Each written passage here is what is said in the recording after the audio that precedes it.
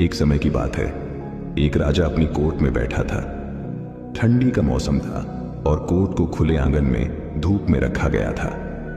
सभी मंत्री भी कोर्ट में मौजूद थे। राजा के परिवार के लोग भी वहां बैठे थे। राजा के सिंहासन के सामने एक महंगी टेबल जैसी चीज रखी हुई थी। तभी एक आदमी आया और कोर्ट में प्रवेश करने की अनुमति मांगी।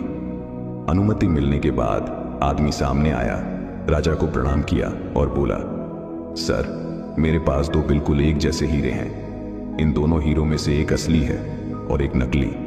मैंने कई अलग अलग राज्य में जाकर इन्हें पहचानने को कहा, लेकिन अब तक कोई भी सही जवाब नहीं दे पाया।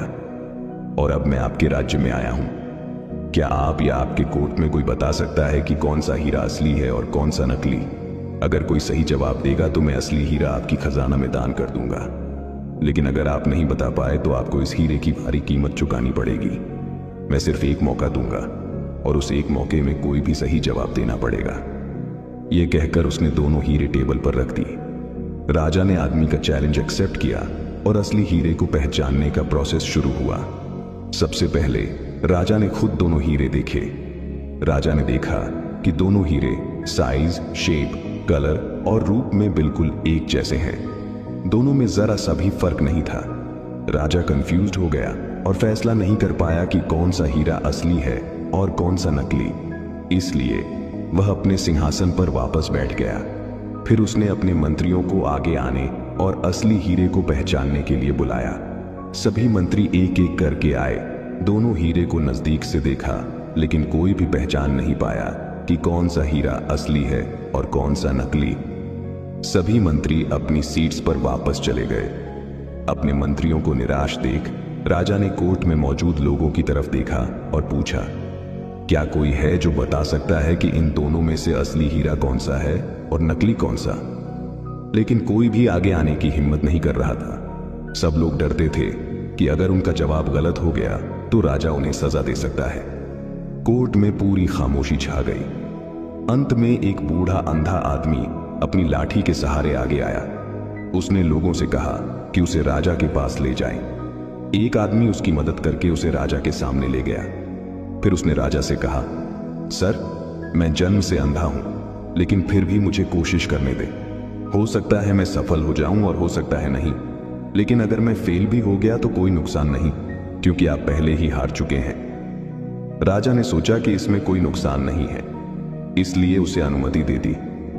अंधे आदमी ने दोनों हीरे अपने दोनों हाथों में लिए, उन्हें कुछ देर तक महसूस किया और फिर एक हीरा उठाकर बोला, यह असली हीरा है और दूसरा नकली। जो आदमी चैलेंज लेकर आया था उसने अंधे आदमी का फैसला मान लिया और अपने वादे के मुताबिक हीरा राजा के खजाने में जमा कर दिया। सब लोग हैरान थे कि जो काम समझदार मंत्री नहीं कर पाए वह एक अंधे आदमी ने कर दिखाया। राजा भी यह देखकर हैरान था, इसलिए उसने बूढ़े अंधे आदमी से पूछा, तुम्हें कैसे पता चला कि इन दोनों में से असली हीरा कौन सा है और नकली कौन सा? अंधे आदमी ने कहा, सर, यह बहुत सिंपल है। हम सब धूप में बैठे हैं। मैंने दोनों हीरे को एक एक करके छुआ।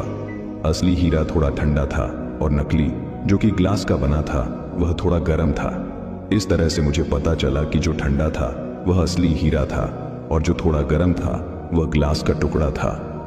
राजा यह सुनकर बहुत खुश हुआ और उसने बूढ़े अंधे आदमी को अपनी कोर्ट में सम्मानित किया और उससे कई इनाम दिए।